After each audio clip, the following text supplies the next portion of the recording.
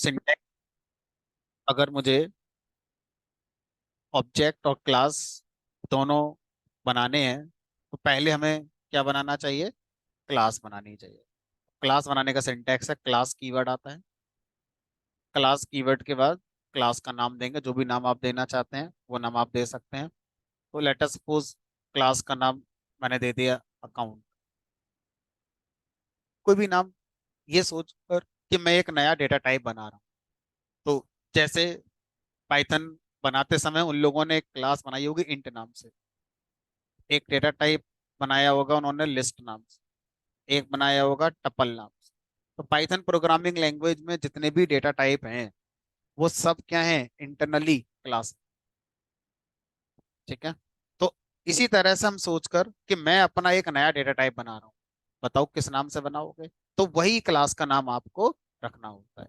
समझने के लिए आप क्लास का नाम टेस्ट रख लो, अदर रख लो, ABCDIJ के रख लो, कुछ भी रख सकते हो। बट अगर कॉन्सेप्चुअली देखेंगे तो क्लास का नाम जनरली वो डेटा टाइप के नाम के अकॉर्डिंग हम लोग डिसाइड करते हैं। फिलहाल हमने क्लास का नाम अकाउंट कर दिया।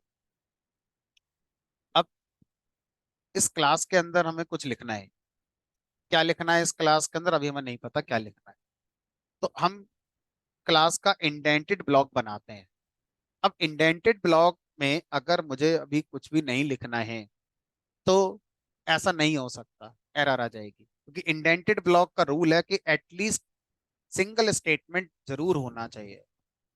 अब मैं कुछ लिखना ही नहीं चाहता तो ऐसे टाइम पर किसको याद करते हैं हम लोग? पास। पास स्टेटमेंट हमारा यहाँ पर हेल्प करता है, कहता है मैं स्टेटमेंट हूँ, करता कुछ नहीं हूँ, बस एक फॉर्मेलिटी पूरी हो गई कि हाँ जी ब्लॉक बन गया।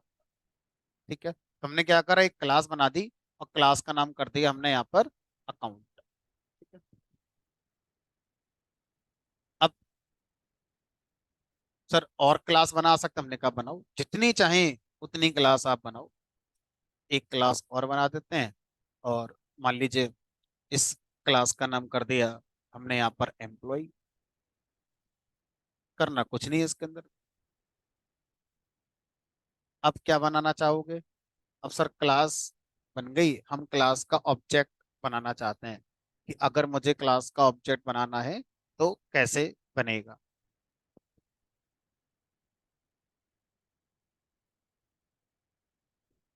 क्लास का ऑब्जेक्ट बनाने का सिंटैक्स होता है, जिस क्लास का आप ऑब्जेक्ट बनाना चाहते हैं उसका नाम लिखेंगे, लिख दिया, उसके आगे कॉलिंग सिंबल लगाएंगे, जैसे फंक्शन कॉल करते हैं उसी तरह से क्लास को जब आप कॉल करते हैं तो मेमोरी के अंदर क्या होता है, एक ऑब्जेक्ट आपका क्रिएट हो जाता है। ठीक है। और हम ऐसा कह सकते हैं कि ये आपकी रैम।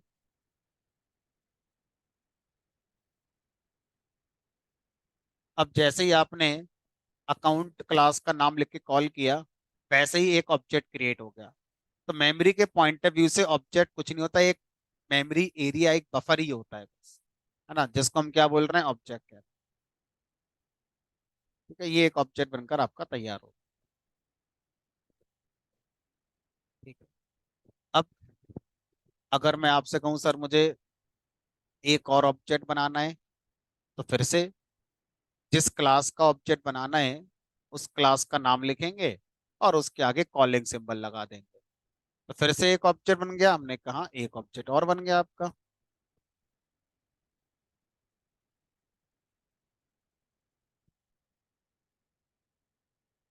ठीक। अब मुझे अपने प्रोग्राम में जो सबसे पहला ऑब्जेक्ट बना था उसका मुझे इस लाइन में यूज करना है। कैसे करूं? किसी भी चीज का यूज मैं प्रोग्राम में अगर करना चाहता हूं जो एक बार मैंने बना ली है तो कैसे करूं? नाम होना चाहिए ऑब्जेक्ट का। अब ऑब्जेक्ट का नाम अकाउंट है, हमने कहा नहीं, अकाउंट तो क्लास का नाम है। तो सर ऑब्जेक्ट का नाम क्या है? तो ऑब्जेक्ट का कोई नाम नहीं होता। फिर सुनेंगे, ऑब्जेक्ट का कोई भी नाम नहीं होता। तो फिर जब ऑब्जेक्ट का नाम नहीं होता है तो मैं अपने प्रोग्राम में जो ऑब्जेक्ट बना रहा हूं इनका यूज आगे कैसे करूंगा फिर? तो हमने कहा इसका एक तरीका है। तरीका ये है कि जब भी कोई ऑब्जेक्ट बनता है तो वो किसी न किसी एड्रेस पर आया होगा जरूर, मेमोरी के अंदर। तो वो अपना एड्रेस हमें वापस करता है। जब भी कोई ऑब्जेक्ट बनता है, उसी समय उसका एड्रेस हमें दिया जाता है, बाद में नहीं, उसी समय दिया जाता है। तो आपकी रेस्पॉन्सिबिलिटी है कि आप ऑब्जेक्ट के बनने पर जो एड्रेस आपको मिल रहा है, आप उसे एक वेरिएबल में स्टोर करके चलो। सर उसका नाम क्या रखें वेरिएबल का? वो कुछ भी रख लो, एक्स रख लो, वाई रख लो, आई रख लो, जे रख लो। रीडेबिलिटी के लिए ये अकाउंट ऑब्जेक्ट पहला वाला बनाए तो A1 कर लो। A1 एक वेरिएबल है जिसमें पहले वाले अकाउंट ऑब्जेक्ट का एड्रेस मैंने स्टोर कर लिया। तो सर इसमें भी ऐसा होगा, हमने कहा जितनी बार क्लास का नेम लिखकर कॉल करेंगे, चाहे वो किसी भी क्लास हो, उसी क्लास का ऑब्जेक्ट बनेगा और उस क्लास के ऑब्जेक्ट का एड्रेस आपको दिया जाएगा, आप उसे संभाल कर रखें। अच्छा सर, एम्प्लॉय क्लास का ऑब्जेक्ट बनाए तो एम्प्लॉय क्लास का नाम लिखकर कॉल करेंगे, तो एक मेमोरी के अंदर एम्प्लॉय क्लास का ऑब्जेक्ट बन गया होगा और उसका एड्रेस मुझे वापस मिलेगा, तो मैंने इसको E1 नाम के वेरिएबल में स्टोर कर लिया। सर प्रिंट करके दिखाना। मैंने कहा देखो, A1 प्रिंट करा, A1 एड्रेस प्रिंट कर देगा। किस ऑब्जेक्ट का? जिस ऑब्जेक्ट का एड्रेस इसको दिया गया है। A2 अपने वाले ऑब्जेक्ट का एड्रेस प्रिंट कर देगा, E1 अपने वाले का प्रिंट कर देगा। देखो, अकाउंट ऑब्जेक्ट इस एड्रेस पर है, दूसरा वाला, तीसरा वाला। इतना समझ में आ गया कि किसी भी ऑब्जेक्ट को बनाने के लिए जिस क्लास का ऑब्जेक्ट बनाना है उसका नाम, कॉलिंग सिंबल, और ऑब्जेक्ट बन गया, बनते ही उसका एड्रेस हमें एक वेरिएबल में स्टोर करना है। नहीं करेंगे तो एरर नहीं आएगी, लेकिन फिर उस ऑब्जेक्ट का इस्तेमाल आगे नहीं कर पाएंगे। अगर मैंने किसी भी ऑब्जेक्ट के एड्रेस को वेरिएबल में स्टोर कर लिया है, तो उस वेरिएबल के सहारे हम उस ऑब्जेक्ट तक प्रोग्राम में आगे जा सकते हैं। जैसे अब आपको पहला वाला ऑब्जेक्ट कभी आगे यूज करना है, तो आप A1 के नाम से उसका यूज कर सकते हैं। A1 आपको उस ऑब्जेक्ट तक पहुंचाने वाला काम प्रोग्राम में करेगा, है ना? तो इसलिए हमेशा जब भी ऑब्जेक्ट बनाओ, उसके एड्रेस को संभाल कर रख लो। नहीं रखोगे तो एरर नहीं होती कि क्यों नहीं रख रहे हो सकता है आप आगे यूज ना करना चाहते हो, बन गया खत्म, अब आपके लिए काम में नहीं आएगा, प्रोग्राम में मेमोरी खाता रहेगा लेकिन ऑब्जेक्ट। तो आप ऐसा क्यों कर रहे हो? अगर कोई वजह है तो कर लो, कोई दिक्कत नहीं। ठीक है। अब किसी भी ऑब्जेक्ट का एड्रेस जब किसी वेरिएबल में स्टोर होता है, तो ऐसे वेरिएबल को रेफरेंस वेरिएबल कहते हैं। तो हम ये कह सकते हैं A1 एक वेरिएबल है, ठीक है, लेकिन थोड़ा सा और सही नाम अगर हम दें तो हम बोलेंगे A1 एक रेफरेंस वेरिएबल है जो किसी ऑब्जेक्ट को रेफर कर रहा है या किसी ऑब्जेक्ट का एड्रेस अपने पास रखता है। दोनों स्टेटमेंट एक ही बात। A2 एक दूसरा रेफरेंस वेरिएबल है जो हमारा दूसरा अकाउंट ऑब्जेक्ट को रेफर कर रहा है, एंड सो ऑन। इस पिक्चर को शॉर्ट में अगर बनाना चाहूँ तो ऐसे बना सकते। ये पहला वाला अकाउंट ऑब्जेक्ट हो गया, इसका एड्रेस A1 के पास आ गया, A1 इसको रेफर कर रहा है। ये दूसरा वाला अकाउंट ऑब्जेक्ट बन गया, A2 इसको रेफर कर रहा है। ये तीसरा वाला एम्प्लॉय ऑब्जेक्ट बन गया और E1 इसको रेफर कर रहा है। ऐसे करके हम पिक्चराइज करना चाहें तो कर सकते। ऑब्जेक्ट के अंदर क्या आता है वो पढ़ेंगे अभी, कि ऑब्जेक्ट में क्या स्टोर कर सकते हैं, क्या नहीं कर सकते हैं। अभी बस हमें समझ रहे हैं कि ऑब्जेक्ट कैसे बनाया जाता है। ठीक। अब आपसे कहा जाए कि किसी भी ऑब्जेक्ट को बनाने का एक जनरल सिंटैक्स फिर क्या हो गया, तो ऐसे लिख सकते हैं, general syntax to create object, reference variable is equal to जिस क्लास का ऑब्जेक्ट बनाना है उस क्लास का नाम और उसके आगे कॉलिंग सिंबल। तो ये सिंटैक्स इस क्लास का ऑब्जेक्ट बना देगा जिस तक पहुंचने के लिए हमें इस रेफरेंस वेरिएबल की जरूरत पड़ेगी। तो रेफरेंस वेरिएबल ऐसा वेरिएबल होता है जिसमें किसी ऑब्जेक्ट का एड्रेस स्टोर होता है।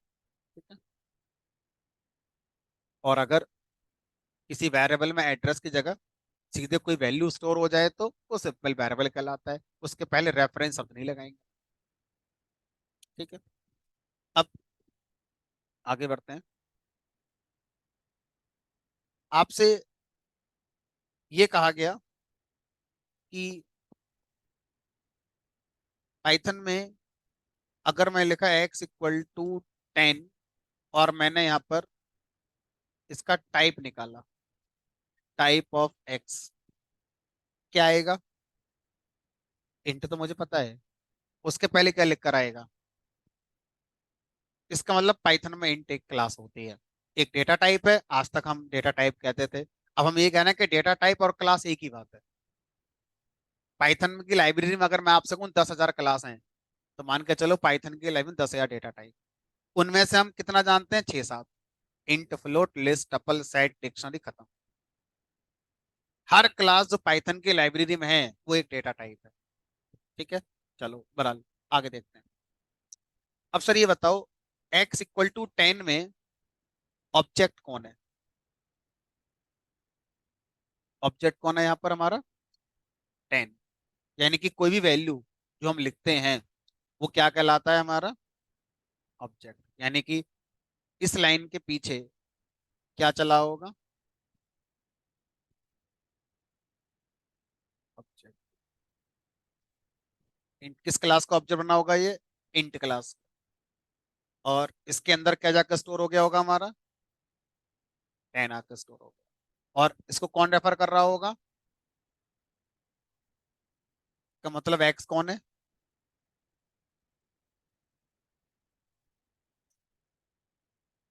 एक्स एक रेफरेंस वेरिएबल है ना? आज तक पाइथन में देखो बहुत सी बातें ऐसी हैं जो होती नहीं है, बट हमें पढ़ा दी गई हैं, क्योंकि जो होती हैं वो बता दी जाती है तो हमें समझ ही नहीं आता। उनमें से एक बात यही है कि पाइथन में हमेशा वेरिएबल रेफरेंस वेरिएबल ही होता है।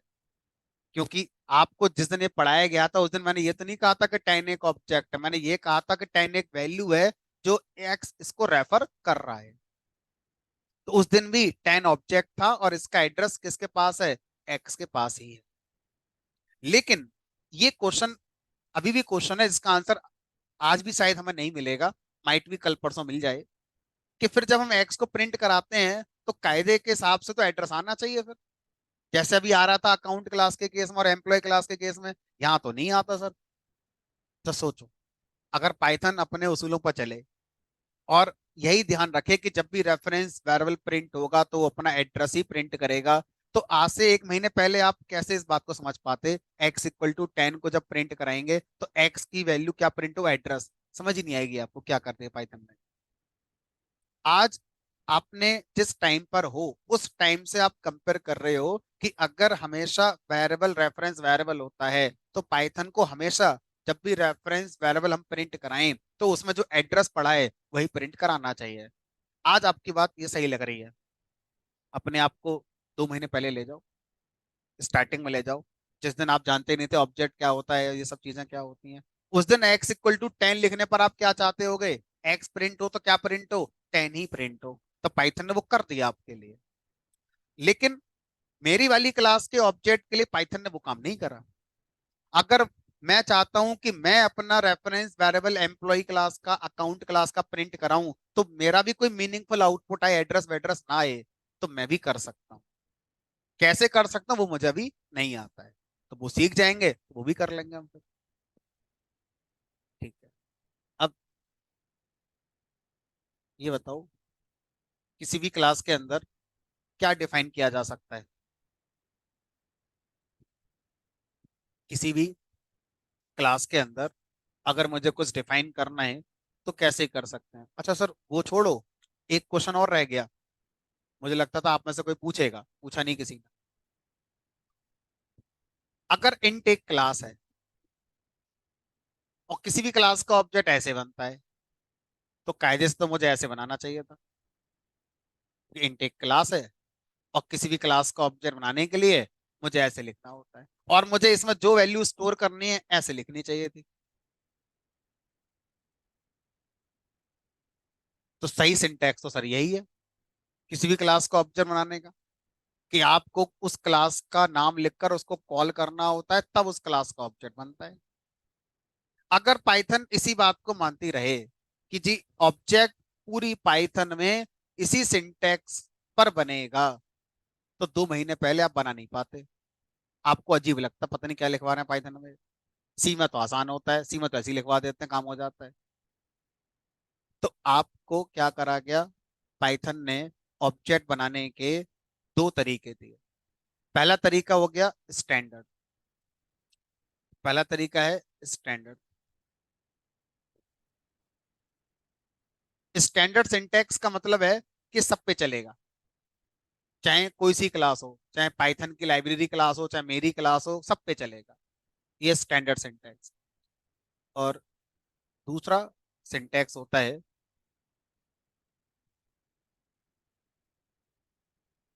इम्प्लिसिट ऑब्जेक्ट क्रिएशन, या छोटा नाम देते हैं यूजिंग लिटरल। लिटरल का मतलब वैल्यू। अगर पाइथन में कोई एक वैल्यू है, लाइक इंटीजर, ब्रैकेट में लिख देते हैं integer, float, Boolean, string, list, tuple, set, dictionary, बस। मतलब मान लो इतने ही हैं। इनमें से किसी भी क्लास का ऑब्जेक्ट बनाने के लिए ये तरीका भी काम करेगा, प्लस जो दूसरा आप बता रहे हैं वो भी काम करेगा। इनमें से किसी भी वैल्यू को लिखने पर ऑटोमेटिकली इन क्लास का ऑब्जेक्ट क्रिएट हो जाएगा। इसका मतलब यह है, जिस दिन आप पहले दिन आए थे यहाँ पर पाइथन पढ़ने और मैंने आपसे कहा था चलो हेलो प्रिंट कराते हैं, आपने डबल कोट्स में हेलो लिख दिया, behind the scene string object create हो गया।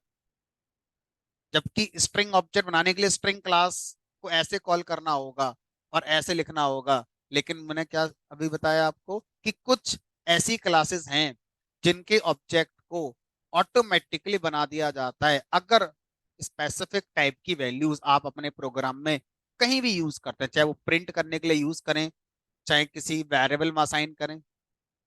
इस दो लाइन के प्रोग्राम में दो ऑब्जेक्ट बन गए, एक स्ट्रिंग ऑब्जेक्ट ये रहा, एक स्ट्रिंग ऑब्जेक्ट ये रहा। ये वाला स्ट्रिंग ऑब्जेक्ट सीधा प्रिंट कर रहे हो, ये वाला स्ट्रिंग ऑब्जेक्ट आप एक रेफरेंस वेरिएबल में स्टोर कर रहे हो। ठीक है, तो इस तरह से अगर हम देखें तो इम्प्लिसिट ऑब्जेक्ट क्रिएशन या लिटरल का यूज करके भी पाइथन में ऑब्जेक्ट बनाए जाते हैं। लेकिन ये वाली जो व्यवस्था है, ये वाली जो फैसिलिटी है, ये गिनी चुनी क्लासेस के लिए जिनके नाम मैंने लिख दिए हैं। इनके अलावा किसी और क्लास को ये फैसिलिटी नहीं मिलेगी। किसी भी क्लास का ऑब्जेक्ट इसी से बनाना पड़ेगा। आप अपनी क्लास का ऑब्जेक्ट बनाना चाहते हैं तो यही तरीका है एकमात्र, दूसरा कोई तरीका नहीं है अपनी क्लास का ऑब्जेक्ट बनाने का। पाइथन की लाइब्रेरी में 10,000 क्लासेस हैं, उन 10,000 में से बस इनको छोड़ दो, बाकी सबका ऑब्जेक्ट भी इसी सिंटैक्स से बनेगा। तो ये क्या है हमारा स्टैंडर्ड सिंटैक्स। और ये सिंटैक्स इन सबको भी मानना है, इन सब के ऑब्जेक्ट भी इस सिंटैक्स से बन जाएंगे। देखो, अगर मैं आप, ये तो मैंने दिखाई दिया, ये भी चल रहा है और देखो ये भी चल रहा है, और देखो क्या है ये। ठीक है, प्रिंट करा के देख भी लेते हैं। टाइप ऑफ एक्स लिस्ट ही आएगा, है ना। और अगर मैं लिख दूं यहाँ पर एक्स इक्वल टू, तो सर ये क्या कर दिया आपने, लिस्ट क्लास का ऑब्जेक्ट बना दिया। इसका मतलब आपको आज तक इसके बारे में सही नहीं बताया गया था। आपको आज तक इसके बारे में क्या बताया गया था, लिस्ट एक फंक्शन है। फंक्शन नहीं है, लिस्ट नाम की एक क्लास होती है। और उस क्लास का हम क्या कर रहे थे, ऑब्जेक्ट ही क्रिएट कर रहे थे। तो इससे भी क्या बनेगी आपकी, लिस्ट बनेगी। ऐसे बना लो यूजिंग वैल्यू, ऐसे बना लो यूजिंग स्टैंडर्ड सिंटैक्स। ये आसान है, थोड़ा फास्ट है बनाना। इसको लिखना थोड़ा फास्ट हो जाएगा, इसको लिखना थोड़ा टाइम ज्यादा लगेगा, काम तो फिर भी कर लेंगे। अगर ये फैसिलिटी ना दी जाए, ये वाली फैसिलिटी ना दी जाए, तो भी हमारा काम सब हो जाएगा। लेकिन स्टार्टिंग में पढ़ते समय थोड़ा अजीब अजीब लगता रहेगा, क्योंकि हम चीजों को रिलेट करेंगे सी से जावा से, वहां तो नहीं होता था ऐसा। ठीक है, चलो। तो यूजिंग लिटरल, तो इनमें से किसी भी वैल्यू को जब आप लिखते हैं तो आपका क्या बन जाता है, ऑब्जेक्ट क्रिएट हो जाता है। अब आगे चलते हैं।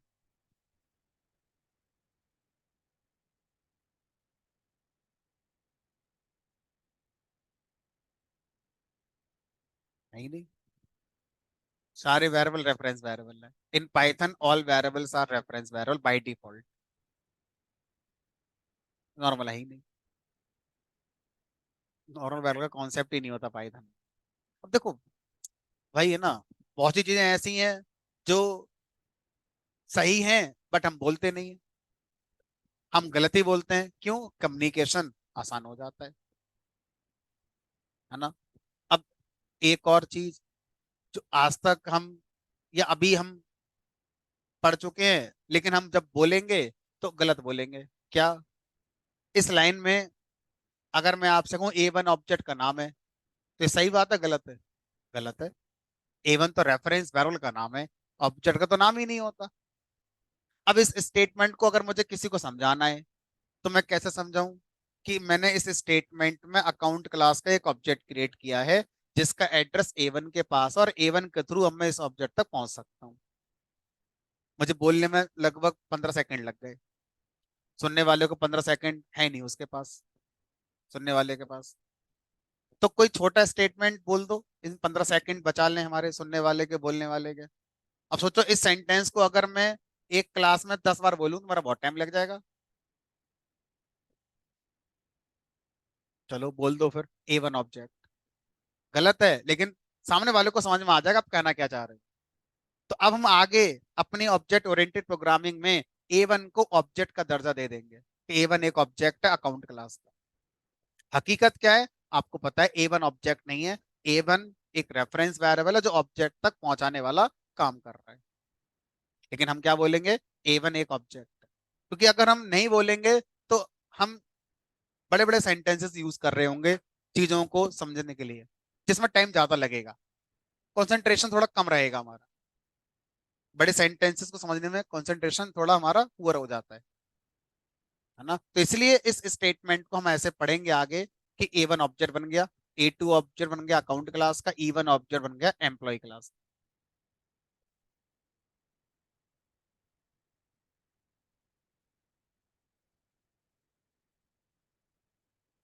अगर हम A1 की जगह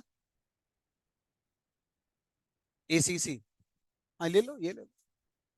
हाँ मतलब देखो नाम कुछ भी ले सकते हो, नाम आप देखो क्या लोगे, ठीक है। आप ACC ले लो, कोई फर्क नहीं पड़ता।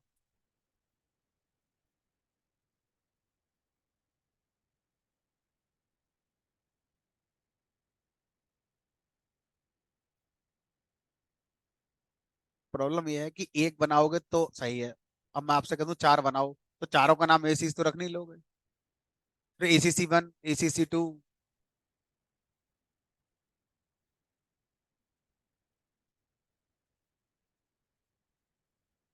रख सकते हैं, है ना।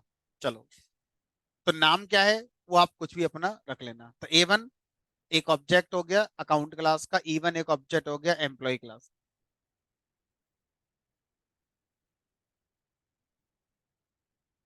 पाइथन में सारे वेरिएबल रेफरेंस वेरिएबल होते हैं, और उन रेफरेंस वेरिएबल में एड्रेस हमारा स्टोर होता है। नॉर्मल वेरिएबल पाइथन में होते ही नहीं है, बट जब पूछा जाता है तो उसका मतलब ये होता है कि किसी वेरिएबल में सीधी वैल्यू स्टोर हो रादर देन किसी का एड्रेस स्टोर। तो उसे हम क्या बोलते हैं? ऑर्डिनरी वेरिएबल या नॉर्मल वेरिएबल कहते हैं, है ना। पाइथन के अंदर वो चीजें होती हैं। सी में होते हैं, जावा में होते हैं। तो सी लैंग्वेज में दो तरह के वेरिएबल होते हैं, सिंपल वेरिएबल भी होते हैं और रेफरेंस वेरिएबल भी होते हैं, लेकिन उनको सी में क्या बोलते हैं? Pointer variable. वेरिएबल और पॉइंटर वेरिएबल। वेरिएबल में क्या आता है? सीधी वैल्यू आती है। पॉइंटर वेरिएबल में क्या आता है? किसी वैल्यू का एड्रेस आता है। जावा के अंदर भी होते हैं, जावा के अंदर भी वेरिएबल होता है और रेफरेंस वेरिएबल होता है। तो ऐसी बहुत सी लैंग्वेज में बहरहाल। अगर आपसे कहा जाए, आजकल चंद्रयान का काफी नाम चल रहे हैं, ये सन है हमारा, ये हमारी अर्थ है।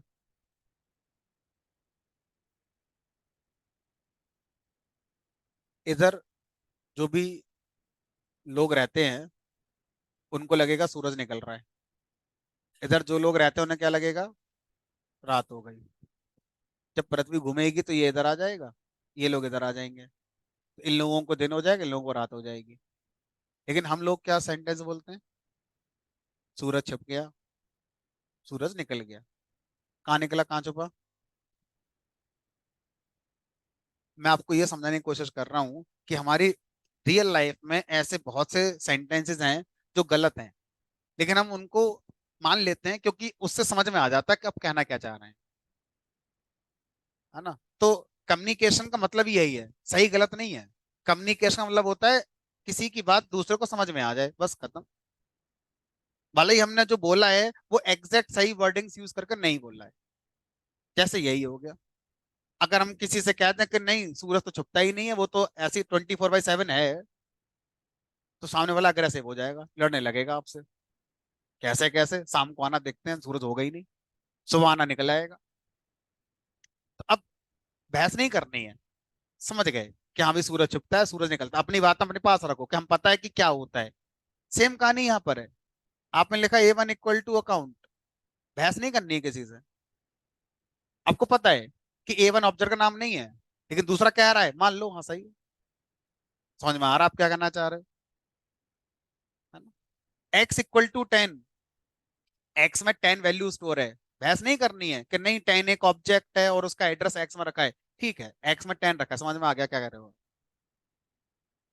ये तो कम्युनिकेशन बहुत इंपॉर्टेंट है कि आप क्या बोलते हैं सामने वाले को समझ में आना चाहिए बस, है ना। तो पाइथन में नहीं, हर लैंग्वेज में ऐसी बहुत कहानियां हैं, है ना, जो होती कुछ है, हम बोलते कुछ हैं, लेकिन समझ में आता रहता है, इसलिए कोई कोई ऑब्जेक्शन नहीं है, कोई कोई दिक्कत नहीं। अब आगे बढ़ते हैं। अब सर हम ये सीखना चाहते हैं, किसी भी क्लास के अंदर अभी आपने, मान लीजिए मैंने यहाँ पर अकाउंट नाम की क्लास बना दी, अभी आपने इसके अंदर पास लिख दिया, हम पास नहीं लिखना चाहते, कुछ लिखना चाहते हैं, क्या लिखें ये बताओ, लिखें क्या इसके अंदर। तो आंसर आया, क्लास के अंदर आप फंक्शन बना सकते हैं। क्लास के अंदर आप फंक्शन बना सकते हैं। फंक्शन हम क्लास के बाहर भी बना सकते हैं। लेटर सपोज मैंने एक फंक्शन बनाया, इसका नाम कर दिया कुछ भी। क्लास के अंदर एक फंक्शन बनाया, उसका नाम कर दिया कुछ भी। तो जनरली हम क्लास के अंदर वो फंक्शन बनाते हैं जो उस क्लास के ऑपरेशन होंगे। थोड़ा समझने की कोशिश करना, मैं समझाने के लिए एग्जांपल ले रहा हूँ स्ट्रिंग डेटा टाइप का। ठीक है, तो स्ट्रिंग नाम की एक क्लास रही होगी पाइथन की लाइब्रेरी में, हमने कहा रही होगी। अब ये बताओ स्ट्रिंग क्लास के अंदर क्या लिखा होगा उन लोगों ने, हमने नहीं बनाई, हम बस समझ रहे हैं कि जिन लोगों ने पाइथन में स्ट्रिंग क्लास बनाई होगी उन्होंने इसके अंदर क्या लिखा होगा। तो मैंने आंसर दिया फंक्शन लिखे होंगे। ठीक है, तो लिख देते हैं। अब क्वेश्चन आया, नाम क्या रखा होगा फंक्शन का। कॉन्सेप्ट कहता है किसी भी क्लास को हमें डेटा टाइप की तरह समझ रहे हैं, और उस डेटा टाइप में क्या ऑपरेशन आप करवाना चाहते थे उन्हीं के लिए फंक्शन या डिफाइन करेंगे। जैसे अपर, स्ट्रिंग पर अपर हो जाता, हमने कहा अपर। और कौन सा फंक्शन होगा, हमने कहा लोअर। और क्या होगा, हमने कहा replace, starts with, ends with, सब इसी के अंदर होंगे। तो अब अगर आप अपना डेटा टाइप बना रहे हैं अकाउंट, तो बताओ अकाउंट के ऑपरेशन, हमने कहा deposit, withdraw, transaction, check balance, change password, change pin, ये सब ही होगा। तो इन्हीं के नाम से क्या बनाओ, फंक्शन बनाओ। बनाने को फंक्शन का नाम F1 रख लो, F2 रख लो, स्टोर रख लो, डिस्प्ले रख लो, समझने के लिए, बट एक्चुअल में आप किसी भी क्लास में जो फंक्शंस बनाते हैं वो यही सोच के बनाते हैं कि वो क्लास एक डेटा टाइप है, और उस डेटा टाइप का जब वेरिएबल बनेगा तो उस पर कौन कौन से ऑपरेशन हो सकते हैं। जैसे स्ट्रिंग क्लास का अगर मैं कोई वेरिएबल बनाऊंगा लाइक दिस, S = दिस, तो अब S1 पर मैं डॉट लगा के क्या क्या कर सकता हूं वो सब यहाँ पर डिफाइन करने हैं मुझे। इसी तरह से अगर मैं अपना डेटा टाइप बना रहा हूं तो मुझे यहाँ पर वही चीज डिफाइन करनी है। सर समझ में आ गया, लिख दो डिपॉजिट। अभी मैं इसके अंदर कोई मीनिंगफुल लॉजिक नहीं लिख रहा, वो एक प्रिंट स्टेटमेंट लिखा, बस सिंटैक्स समझते हैं कि सिंटैक्स क्या होता है। लिख दिया मैंने प्रिंट, दिस इज डिपॉजिट। अच्छा अब सर क्वेश्चन आ गया, किसी फंक्शन को क्लास के अंदर बनाए और किसी फंक्शन को क्लास के बिना बनाए। तो आज तक हमें ये तो आता था,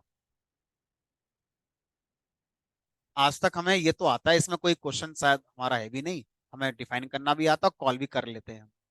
लेकिन ये नया लग रहा है कुछ कि क्लास के अंदर फंक्शन। तो पाइथन ने एक नया वर्ड निकाला जो अभी के लिए नया है लेकिन आपकी लाइफ में आ चुका है, बहुत पहले ही आ चुका है, और उस समय आया था जो मैंने अभी एग्जाम्पल लिया था जब उसको फर्स्ट टाइम पढ़ाया था। तो ऐसा फंक्शन जो क्लास के अंदर होता है उसको पाइथन में क्या बोला जाता है? मेथड। स्ट्रिंग क्लास के अंदर जितने भी मैंने नाम लिए थे अभी, वो फंक्शन नहीं थे, वो सब क्या थे हमारे? फिर ये सारे मेथड्स हैं। तो फंक्शन और मेथड में क्या डिफरेंस है? हमने कहा बस एक लाइन का डिफरेंस है। क्लास के अंदर है तो उसको फंक्शन ना बोलकर मेथड कहते हैं, और अगर वो क्लास के बिना है, मैं ये नहीं कह रहा क्लास के बाहर है, हम कह रहे हैं क्लास के बिना है, हो सकता है पूरे प्रोग्राम में क्लास ही ना हो, जो क्लास के बिना बने उसे हम क्या बोलते हैं? फंक्शन। ठीक है।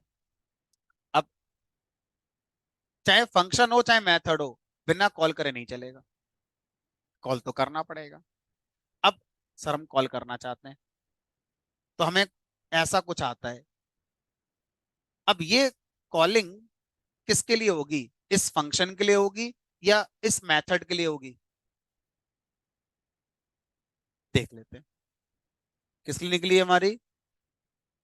अब सर हम मेथड की कॉलिंग करना चाहते हैं, कैसे करें? वापस आ जाओ, स्ट्रिंग क्लास को समझो। स्ट्रिंग क्लास को जब आप समझते हैं, और स्ट्रिंग क्लास के अंदर जितने मेथड हैं उनको कॉल करने के लिए पहले स्ट्रिंग क्लास का ऑब्जेक्ट चाहिए होता है। उस ऑब्जेक्ट पे डॉट लगाकर फिर आप क्या करते हैं? उस क्लास का मेथड कॉल करते हैं। ये रूल सबके लिए है, चाहे वो लाइब्रेरी क्लास हो, चाहे वो हमारा आपकी बनाई क्लास हो। लाइब्रेरी में सोचो अगर मैं लिस्ट क्लास को विजुलाइज करूं, तो बता सकते हो लिस्ट क्लास में कौन कौन से मेथड रहे होंगे? अपेंड, पॉप, रिमूव, ये सब लिस्ट के मेथड हैं। लिस्ट पे चलाओगे चल जाएंगे, लिस्ट के ऑब्जेक्ट पर। तो अब अगर मैं अपनी अकाउंट क्लास का मेथड कॉल करना चाहता हूं, तो मुझे भी क्या करना होगा? अकाउंट क्लास का पहले ऑब्जेक्ट क्रिएट करना होगा, जो मुझे आ चुका है क्रिएट करना। तो मैंने अकाउंट क्लास का एक ऑब्जेक्ट बना लिया। सर एक और बना लें? बना लो, कोई दिक्कत नहीं। स्ट्रिंग के आप कितने भी ऑब्जेक्ट बना लो, मना थोड़ी है कोई। एक क्लास के आप इनफाइनाइट ऑब्जेक्ट बना सकते हैं डिपेंडिंग ऑन योर रिक्वायरमेंट। अब क्या करना है? अब मुझे अकाउंट क्लास का डिपॉजिट मेथड कॉल करना है। तो उसी सिंटैक्स से सीखें अगर हम स्ट्रिंग वाले से, तो क्या लिखूं यहां पर मैं? पहले A1 डॉट डिपॉजिट। ठीक है। अब जब मैं इस कोड को चलाऊंगा तो इसमें एरर आएगी। एरर को समझने में टाइम लग सकता है हमें, तो पहले देख लेते हैं एरर आएगी कि नहीं आएगी। एरर आ गई सर। अब जो एरर है उसको पढ़ने में टाइम लग रहा है, तो मैं इस काम को एक आसान तरीके से अलग से करके दिखाता हूँ। मान लीजिए मेरे पास एक शो नाम का फंक्शन था, और मैंने इसके अंदर मान लीजिए लिख दिया प्रिंट दिस इज। तो मैं सेम एरर को अलग से लाकर दिखा रहा हूँ क्लास के बिना, और आपको समझ में आएगा। ये कोड है, ये फंक्शन डेफिनेशन है, ये फंक्शन की कॉलिंग है। सही है गलत है? गलत है। क्यों गलत है? क्योंकि आप कॉल करते समय एक आर्गुमेंट दे रहे हैं, लेकिन पैरामीटर नहीं बनाया आपने रिसीव करने के लिए आर्गुमेंट को। आर्गुमेंट रिसीव तो ही गई नहीं हमारा। तो अब जो एरर आएगी उसको पढ़ना, और फिर जो आप कह रहे हैं उसको मैच करना, वो एक ही बात है या अलग बात है? एरर है शो टेक्स जीरो आर्गुमेंट। सही बात है, शो जीरो आर्गुमेंट हमारा रिसीव कर रहा है, बट वन वाज गिवन, लेकिन कॉल करने वाले ने एक दे दिया। समझ में आती है एरर? आसान है। अब आ जाओ अपने वाले पर। शायद यही एरर है। कह रहा अकाउंट क्लास का deposit method zero argument receive करता है। हाँ सही बात है, कोई आर्गुमेंट रिसीव करेगा नहीं, हमने पैरामीटर बनाई नहीं है। बट वन वाज गिवन, लेकिन एक आपने क्यों दे दिया? अब आप बोलेंगे सर ये झूठ बोल रहा है, हमने कहाँ दिया है? देखो, हमने दिया ही नहीं है। यहाँ तो ये बात सही है कि हमने दिया है, और हमें दिख रहा है कि हमने रिसीव करा नहीं है। तो ये एरर क्लियर है, समझ में आती है क्यों आई है। लेकिन यहाँ पर थोड़े सा दिक्कत हो रही है कि देखो, ना तो हमने पैरामीटर बनाया था, और ना इसलिए हमने आर्गुमेंट दिया, लेकिन इंटरप्रेटर कह रहा है कि मुझे एक आर्गुमेंट यहाँ दिख रहा है, लेकिन वो रिसीव नहीं हो रहा है। अब समझते हैं कहानी क्या है। जब भी हम किसी भी ऑब्जेक्ट के ऊपर डॉट लगाकर उसका मेथड कॉल करते हैं, तो इंटरप्रेटर उस स्टेटमेंट को एज इट इज एग्जीक्यूट नहीं करता है। इंटरप्रेटर उस स्टेटमेंट में अपनी तरफ से चेंजेस करता है और आपसे पूछेगा भी नहीं और आप उसे रोक भी नहीं सकते। ऐसा होगा ही होगा। हमें बस सीखना होगा कि अच्छा ऐसा हो जाता है, क्या होता है वो समझते हैं। By interpreter A1 dot deposit. अब जिस ऑब्जेक्ट ने मेथड को कॉल किया था डॉट लगा के, उस ऑब्जेक्ट को ही एज आर्गुमेंट इंटरप्रेटर की तरफ से पास कर दिया जाता है। A1 ऑब्जेक्ट को ही एज आर्गुमेंट पास कर दिया गया, इसलिए इस स्टेटमेंट का एग्जीक्यूशन हुआ। और जब इस स्टेटमेंट का एग्जीक्यूशन हुआ तो फिर तो यहां पर मुझे रिसीव करना पड़ेगा, क्योंकि एक आर्गुमेंट आ गया यहां पर। अब ये बात हमें पता होनी ही चाहिए, तब भी हम सही समझ पाएंगे, वरना ये कभी नहीं समझ पाएंगे कि क्यों हो रहा है, क्योंकि हम तो दे भी नहीं रहे ना रिसीव कर रहे। बाई इंटरप्रेटर हमारे कोड में इस वाले स्टेटमेंट में ये चेंज किया जा रहा है। ठीक है। अब ये बात जब मेरी समझ में आ जाती है, अब मैं क्या करता हूँ, इस कोड को फिर से लिखता हूँ। सिर्फ इतना पोर्शन में लिखूंगा, बाकी का नहीं लिख रहा। मैंने ऐसे कर दिया। मैंने अकाउंट क्लास के दो ऑब्जेक्ट बनाए। दो क्यों बना रहे हो? ताकि ज्यादा समझ में आए, एक से थोड़ा कम समझ में आएगा। देखो, अब ये बताइए, डिपॉजिट मेथड अकाउंट क्लास का है, तो मैं A1 ऑब्जेक्ट पे कॉल कर सकता हूँ, A2 पे नहीं कर सकता। अपर मेथड, मैंने पाइथन के प्रोग्राम में चार स्ट्रिंग बनाई, S1 S2 S3 S4, तो क्या मैं सिर्फ S1 पे कॉल कर सकता? हमने कहा नहीं, जितने भी स्ट्रिंग वेरिएबल है सब पे चलाओ। A2 dot deposit. अब ये बताओ, बाई इंटरप्रेटर इस स्टेटमेंट के साथ ये होगा, इस स्टेटमेंट के साथ भी यही होगा या कुछ चेंज नहीं होगा यहाँ पर? यहाँ पर A2 आएगा, आर्गुमेंट में कौन पास होगा फिर? A2 ही होगा। ये मत करना A1 ही पास होता रहेगा, जिस ऑब्जेक्ट ने मेथड कॉल किया है वही पास होगा। ठीक है। चलो, इसका मतलब पता क्या हुआ? आपने लिखा S1 इक्वल टू ABC, फिर आपने करा S1 डॉट अपर। आप तो फ्री हो गए कि मेरा काम पूरा हो गया। अब काम शुरू हुआ इंटरप्रेटर का। इंटरप्रेटर इस कॉल में चेंज करता है और क्या कर रहा है, S1 डॉट अपर, और अपर में S1 को ही एज आर्गुमेंट पास कर रहा है। आपसे पूछेगा नहीं, दिखेगा भी नहीं आपको, लेकिन इस स्टेटमेंट का एग्जीक्यूशन करेगा इंटरप्रेटर, ना कि इसका करेगा। सोचो, आपने लिखा एक्स और यहां लिख दिया एक्स डॉट अपेंड। अपेंड में आपने कर दिया 10। अब क्या करेगा इंटरप्रेटर? हमने कहा इस स्टेटमेंट को चेंज कर देगा। कैसे? X dot append as a first argument X को पास करेगा और आपका वाला सेकंड बना देगा, अपना वाला पहला ही बनाएगा। आपने दे रखे हैं तो उनको सेकंड थर्ड फोर्थ फिफ्थ बना देगा। तो ये स्टेटमेंट कभी एग्जीक्यूट होता ही नहीं था, हमेशा ये स्टेटमेंट एग्जीक्यूट होता था। अब आपने आज तक जितने मेथड कॉल करे हैं पाइथन में, सबके साथ ऐसा ही हो, लेकिन हमें कभी पता इसका नहीं चला, जरूरत ही नहीं पड़ी, सब पीछे से अपने आप होता रहेगा। ठीक है। तो अब ये बात जब हमें पता चल जाती है, तो अब यहाँ पर हम तैयार हो गए आर्गुमेंट जो भी आएगा उसको रिसीव करने के लिए। तो एक पैरामीटर का नाम यहाँ दे देते हैं। क्या नाम से बनाए पैरामीटर? एक्स नाम से बना दो, किसी भी नाम से बना दो, चल जाएगा। हमने कहा बिल्कुल चलेगा। चल गया। सर एक्स में क्या आया होगा? A1 ऑब्जेक्ट, मतलब ऑब्जेक्ट का एड्रेस आया होगा। A1 में क्या पड़ा है? इस अकाउंट ऑब्जेक्ट का एड्रेस, वही एड्रेस एक्स में आ गया होगा। प्रिंट करा के देख लो, एक्स में पहली बार जब डिपॉजिट कल हुआ A1 पे, तो A1 वाला एड्रेस आ गया। अब यही A1 प्रिंट कराओ यहाँ पर, आपको प्रूफ हो जाएगा कि हाँ ये A1 है।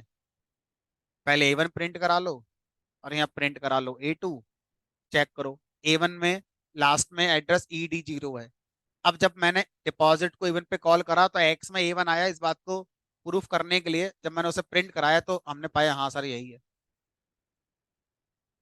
तो ये समझ में आता है कि इंटरनली जब मेथड कॉल करते हैं तो जिस ऑब्जेक्ट मेथड कॉल कराए वो ऑब्जेक्ट हमारा एज आर्गुमेंट पास होगा और हम उसे मेथड डिफाइन करते समय रिसीव करेंगे। ठीक है, तो अब ये बताओ कि हम लोग आज तक कौन थे।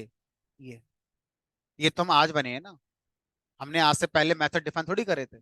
तो जिसने करे होंगे उसकी हेडक है, उसको नॉलेज होनी चाहिए कि मुझे यहाँ पर एक पैरामीटर बनाना है। तो ये तो पाइथन की लाइब्रेरी जिन्होंने बनाई उनको पता ही होगा ये बात। तो अगर मैं अभी जाके आपको स्ट्रिंग क्लास ओपन करके दिखाऊं तो सब में क्या होगा, जितने लोअर अपर मेथड हैं सब में एज ए फर्स्ट आर्गुमेंट कुछ ना कुछ होगा। ठीक है, अब आगे चलते हैं। ये बात समझ में आती है। अब इस सेंटेंस को हम दोबारा बोलेंगे। जब हम किसी क्लास के मेथड को बनाएंगे तो मेथड को बनाते समय हम क्या करेंगे, एक पैरामीटर जरूर बनाएंगे। और वो पैरामीटर क्या करेगा, वो पैरामीटर उस ऑब्जेक्ट को रिसीव करेगा जो ऑब्जेक्ट इस मेथड को कॉल करेगा। दोबारा सुनेंगे। जब हम किसी क्लास में कोई मेथड बनाएंगे तो उस मेथड में जो पहला पैरामीटर है वो हम बनाएंगे ये सोचकर कि इस पैरामीटर में वही ऑब्जेक्ट आएगा जो ऑब्जेक्ट इस मेथड को कॉल करेगा।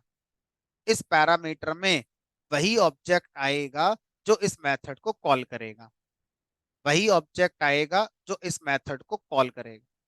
समझ में आती है कहानी। अब इस बात को मैं ऐसे कह सकता हूँ कि इस मेथड में एज ए फर्स्ट आर्गुमेंट वो ऑब्जेक्ट खुद आएगा जिसने मेथड कॉल करा। हमने कहा ऐसे कर सकते हो। तो कुछ लोग क्या करते हैं, इस पैरामीटर का नाम एक्स ना रखकर मैं खुद रख दूं। खुद रख दो, इससे क्या पता चलेगा, इससे ये पता चलेगा कि इसमें वो ऑब्जेक्ट खुद आ गया जिसने मेथड को कॉल करा। ठीक है, अब ये सब समझ में आता है। ऐसे कर लो। सर थोड़ा इंग्लिश में लिख दो। इंग्लिश में लिख दो। बताओ खुद को इंग्लिश में क्या बोलते हैं फिर। इट सेल्फ, सेल्फ, सेल्फ लिख दो, इट हटा दो। हिम सेल्फ, हर सेल्फ, कुछ भी हो सकता है, तो खाली सेल्फ लगा दो। ठीक है, तो अभी भी चल जाएगा, हमने कहा अभी भी चल जाएगा, कोई दिक्कत नहीं। तो अब अगर आपसे कहा जाए कि जब भी हम कोई मेथड बनाएंगे तो मेथड के अंदर पहला पैरामीटर हम सेल्फ नाम से बना सकते हैं। Self is not a keyword, self is just a parameter name like I J K X Y Z. But इसका नाम रख देने से नेमिंग कन्वेंशन बेटर हो गई, कोड का जो रीडेबिलिटी है वो और बढ़ गई। अब इससे हमें ये समझ में आ रहा है कि इस मेथड को कॉल करने वाला ऑब्जेक्ट खुद आ जाएगा इसके अंदर। बस यही बात जतानी है। इसलिए 100 में से 99 प्रोग्रामर पैरामीटर का नाम क्या रखते हैं, सेल्फ रखते हैं। और ये शुरू कहाँ से हुआ था, पाइथन ने शुरू करा था। पाइथन ने अपनी लाइफ में जितने मेथड बना रखे हैं ना, सबके लिए पहला पैरामीटर का नाम क्या दे रखा है उन्होंने, सेल्फ। अब मैं आपको दिखाता हूँ। मैंने लिखा help, help S T R. ये देखो, सबसे पहले तो ये देखो कि स्ट्रिंग एक क्लास का नाम है। उस दिन भी थी, आज भी है, हमेशा रहेगी, है ना। और देखो आगे मेथड्स हैं इसके अंदर। वो मेथड्स जो अंडरस्कोर के साथ हैं उनको छोड़ दो अभी, वो अभी हमारे काम के नहीं है। जो बिना अंडरस्कोर के उन्हें पढ़ो। मिल गया सर, पहले ही मिल गया। कौन है इसके अंदर। अब सर ये मत पूछना ये क्या है, बताओ आप लोग बताओ ये क्या है। Positional only. इसका मतलब क्या हुआ, ये सेल्फ आर्गुमेंट जब आप पास करोगे तो इसका नाम लेके पास नहीं कर सकते, हमेशा इसको पोजीशन से वैल्यू मिलेगी। ठीक है, और आगे आ जाते हैं। हमने कहा सर वही क्लास बनानी है हमें, लेकिन इस बार हम अपना कोई पैरामीटर आर्गुमेंट बनाना चाहते हैं। यहाँ से इसको,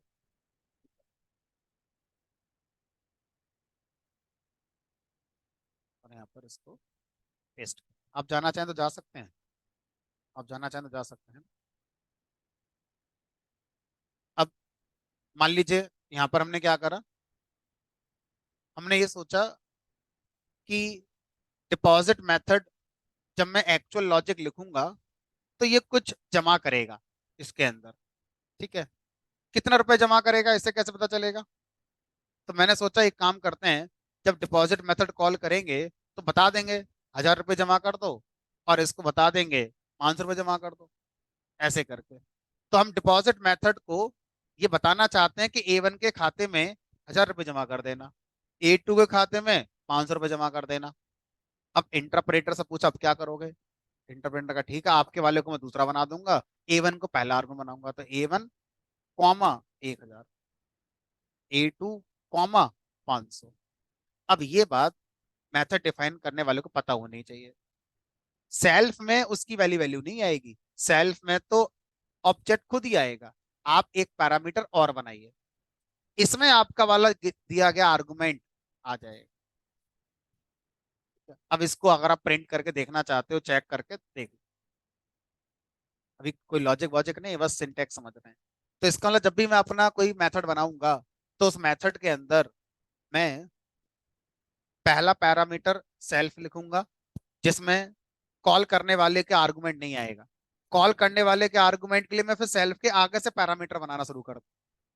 सेल्फ तो रिजर्व हो गया, जो पाइथन के लिए एक आर्गुमेंट होता है उसमें ये हमारा यूज होगा। ठीक है। अब सोचो, अगर मैं आपसे कहूं स्ट्रिंग का एक मेथड था एस डॉट रिप्लेस, इसमें मैं क्या बताता हूँ, एस स्ट्रिंग में ओल्ड करेक्टर जिसको रिप्लेस करना है और न्यू करेक्टर जिससे रिप्लेस करना है, ये कॉल एग्जीक्यूट ही नहीं होती होगी।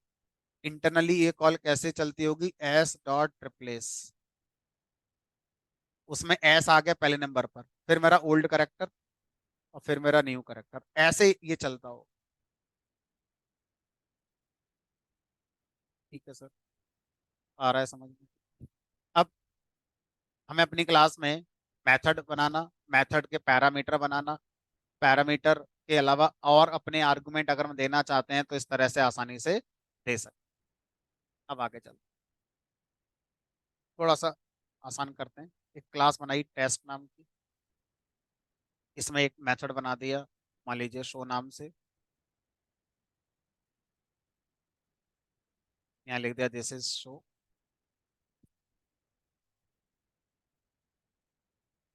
एक क्लास और बनाई मैंने, मान लीजिए अदर नाम से,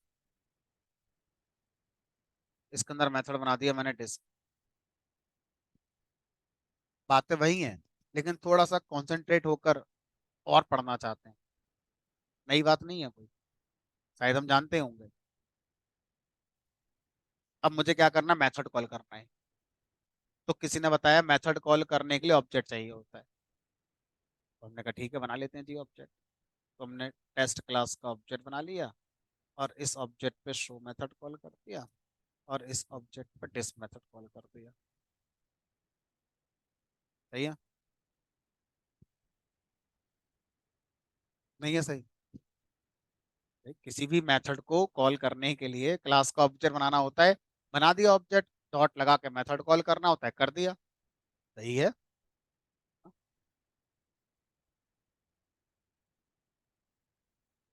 अच्छा ठीक है, मैं ये नहीं पूछ रहा कि सही है गलत है, मैं कुछ और भी लिख रहा हूँ, फिर बताना कि अब ये सही होगा कि गलत है। स्ट्रिंग भी तो एक ऑब्जेक्ट ही है, S dot show, S dot disc, चल जाएगा नहीं चल जाएगा? अजीब तो लग ही रहा है इस बार।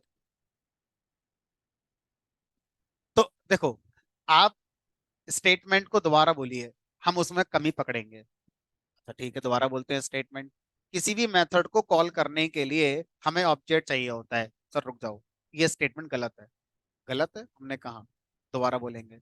किसी भी मेथड को कॉल करने के लिए हमें उसी ही क्लास का ऑब्जेक्ट चाहिए होता है जिस क्लास का वो मेथड है। ये स्टेटमेंट सही है।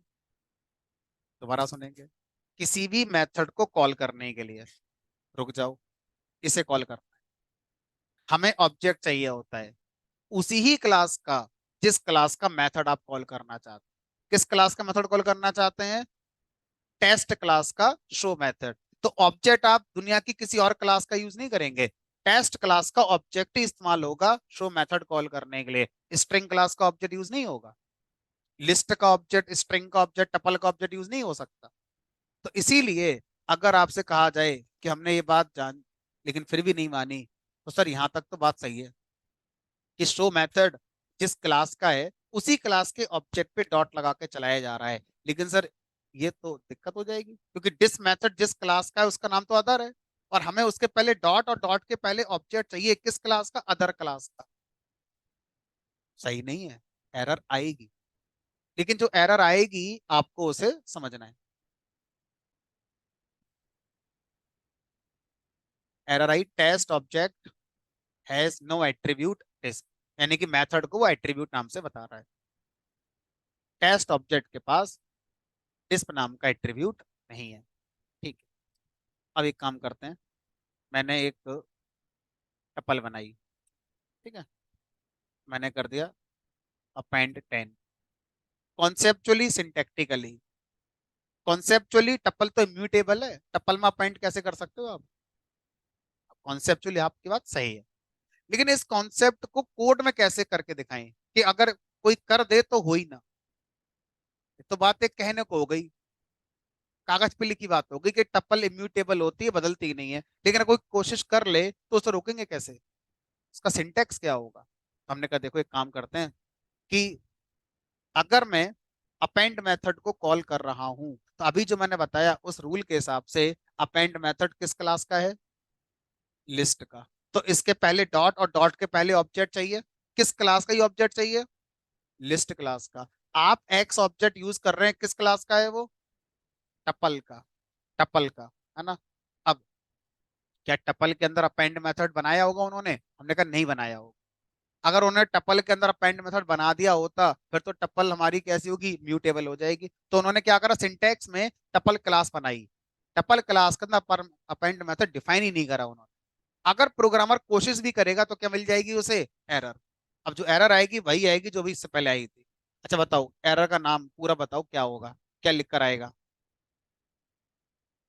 यहाँ पर जो एरर आई इसके अकॉर्डिंग बताओ, यहाँ पर एरर आएगी, क्या लिख कर आएगी?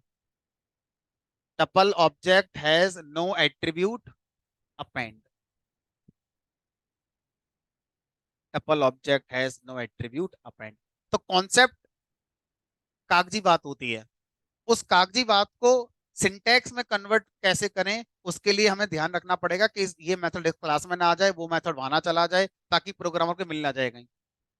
तो ये सब पाइथन बनाते समय उन्होंने ध्यान रखा होगा। ठीक है, अब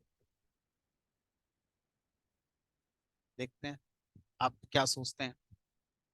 x equal to A B, मुझे ये पता करना है कि इस स्ट्रिंग के अंदर ए कितनी बार आया, तो मैंने एक्स डॉट काउंट लगा दिया और ए मिल गया। कॉन्सेप्चुअली बड़ा आसान है कि अगर मैं किसी स्ट्रिंग के अंदर ये पता करना चाहता हूँ कि कोई करेक्टर कितनी बार आया, तो काउंट से मैं पता कर सकता हूँ। ये बात हवा में है, कॉन्सेप्ट में ये बात सही है, लेकिन आपसे मैं कह दूं लिख कर दिखा दूं तो होगा नहीं आपसे। क्यों नहीं होगा? क्योंकि मुझे भी क्या नहीं पता इसका सिंटैक्स। अब मुझे पता है कि काउंट एक मेथड है जो स्ट्रिंग क्लास में बनाया गया है। इसको चलाने के लिए मुझे क्या चाहिए? पहले स्ट्रिंग क्लास का ऑब्जेक्ट चाहिए, और उस स्ट्रिंग ऑब्जेक्ट पे डॉट लगाकर मैं काउंट कॉल करूंगा। और काउंट मेथड बनाते समय हमें एक आर्गुमेंट देने की बात कही गई है, यानी कि जिन्होंने ये बनाया होगा उन्होंने दो पैरामीटर ले रखे होंगे, एक सेल्फ नाम का और एक ए को रिसीव करने के लिए। तब जाके ये मेरा काम कर पाएगा जो ये कर रहा है। सर ये तो मना कर रहा है, RIN। ठीक है, तो ये कह रहा है कि भी एक्स स्ट्रिंग में ए 3 बार आता है। देखते हैं आपका सोचने का नजरिया क्या है।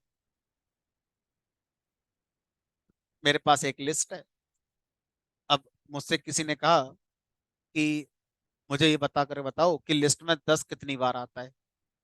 मैंने तो बस ऐसे ही तुक्का मारा कि स्ट्रिंग में अगर ये काम करना होता है तो मैं काउंट लगा देता हूँ, लिस्ट में भी हो सकता है, एक्स डॉट काउंट, और यहाँ पर मैंने 10 कर दिया। अब बताओ सिंटेक्स के अकॉर्डिंग ये लाइन अगर चली तो क्या मतलब होगा इसका, और अगर ये नहीं चली तो उसका क्या मतलब होगा? दोनों के आंसर बताओ मुझे। ये अगर एरर आई तो इसका मतलब है काउंट मेथड तो स्ट्रिंग क्लास का है, तो वो हमारा लिस्ट के ऑब्जेक्ट पे चल ही नहीं सकता। और अगर ये चल गया तो इसका मतलब कोई जादू थोड़ी नहीं हो जाएगा। अगर ये चल गया तो ये जादू नहीं है। अगर ये चल गया तो इसका मतलब है कि काउंट मेथड लिस्ट में भी बना रखा है, ना कि वो स्ट्रिंग वाला चल रहा है। सिंटैक्टिकली बात करना है, हवा में बात नहीं हो रही है। इसका इसका मतलब सिर्फ यही है कि जब पाइथन बनाते समय उन्होंने स्ट्रिंग क्लास बनाई है, तो इसके अंदर भी उन्होंने काउंट मेथड बनाया है। और इन बेचारों ने दोबारा मेहनत करी, जब क्लास बनाई लिस्ट वाली, तो इसके अंदर भी उन्होंने काउंट मेथड लिख दिया। ऐसा कोई रूल नहीं है कि अगर एक मेथड एक क्लास में आ गया तब वो और क्लास में नहीं आ सकता। हो सकता है वो दो क्लासेस आपस में कनेक्टेड हो, और जो पर्पस यहाँ है लगभग वैसा पर्पस वहां भी हो, तो हो सकता है ये फीचर यहाँ भी चाहिए, वो फीचर वहां भी चाहिए। तो उसके लिए फिर मेथड यहाँ भी बना दिया मैंने, वहां भी बना दिया है। ये बात आप जानते थे? सोचो अगर मैं आपसे कहूँ एक्स इक्वल टू, यही एक्स लिस्ट है, एक्स डॉट रिमूव, अगर मैं यहाँ से रिमूव करूँ 10 को, तो रिमूव हो जाएगा 10? बिल्कुल हो जाएगा, क्यों नहीं होगा? 10 रिमूव हो गया होगा, अब एक्स को प्रिंट कराओगे तो पहला वाला 10 गायब हो गया होगा, बाकी सब होंगे। सोचो अगर मैं इस एक्स को यहाँ पर कॉपी करके दोबारा ले आऊं, काउंट छोड़ो, मैं यहाँ पे लिख दूं एक्स डॉट रिमूव 10, लेकिन मैं इसको सेट बना दूं, तो अब ये एक्स किस क्लास का ऑब्जेक्ट हो गया? सेट। चलेगा कि नहीं चलेगा? चल गया। इसका मतलब रिमूव मेथड लिस्ट क्लास में भी होता है और सेट क्लास में भी होता है, इसलिए चल रहा है।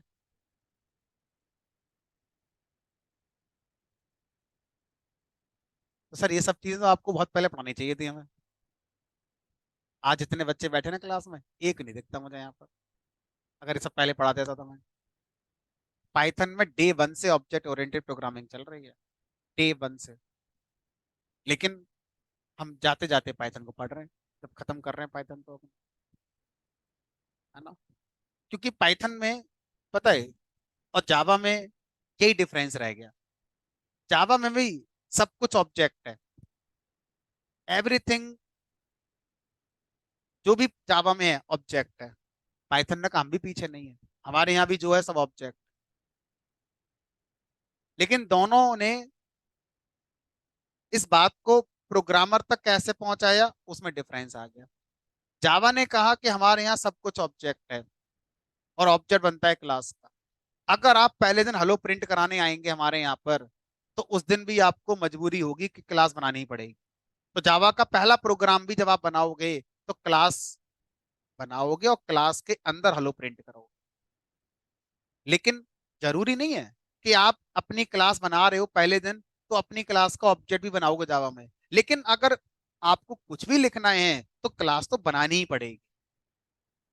पाइथन ने क्या करा, पाइथन ने कहा देखो ऐसा मत करो, अपनी क्लास तभी बनाना जब आपको अपनी क्लास का ऑब्जेक्ट बनाना हो। लेकिन अगर आपको अपनी क्लास का ऑब्जेक्ट नहीं बनाना है, पाइथन की लाइब्रेरी क्लास का ऑब्जेक्ट बनाना है, तो आपको अपनी क्लास बनाने की जरूरत नहीं, डायरेक्ट बना लो, कोई दिक्कत नहीं, डायरेक्ट बनाने देंगे। जावा ने डायरेक्ट नहीं बनाने दिया, जावा ने कहा अगर मेरी लाइब्रेरी क्लास का ऑब्जेक्ट बनाना है तो भी आपको अपनी क्लास के अंदर ही बनाना होगा, डायरेक्ट नहीं बना सकते। बस ये डिफरेंस आ गया। तो फिर तो मजबूरी है जावा वाले की कि हर प्रोग्राम जब बनाएगा तो क्लास ही बनाएगा। पाइथन भी अगर ये रूल लगा दे कि नहीं भाई, जो भी करना है क्लास बना के ही करना है, तो फिर दोनों में कोई डिफरेंस नहीं, और पहले दिन से हम लोग ये सब चीजें पढ़ रहे होंगे। अब यही पॉइंट ऑफ व्यू चीज को सिंपल और कॉम्प्लेक्स कर देता है। पाइथन ने अपना पॉइंट ऑफ व्यू जो रखा, उससे चीजें आसान हो गई। जावा ने जो अपना पॉइंट ऑफ व्यू रखा, उससे चीज थोड़ी कॉम्प्लेक्स हो गई।